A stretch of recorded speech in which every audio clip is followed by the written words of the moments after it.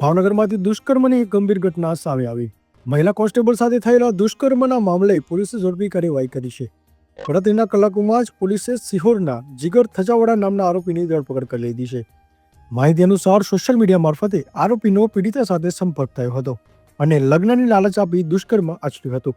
આ મામલે ગંગાજળિયા પોલીસ મથકમાં ફરિયાદ નોંધાઈ હતી અને પોલીસે વધુ તપાસ શરૂ કરી હતી.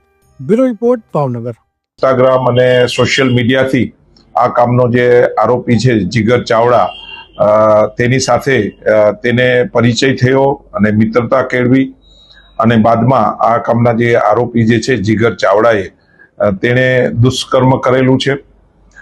તેની ફરિયાદ ગંગાજળિયા પોલીસ સ્ટેશનમાં દાખલ કરવામાં આવેલી છે, જેની તપાસ અમે ચલાવી રહ્યા છીએ અને આ કામના જે આરોપી જે છે તેને અટક કરી લીધેલા છે અને નામદાર કોર્ટમાં રજૂ કરી તેના રિમાન્ડની માંગણી કરવામાં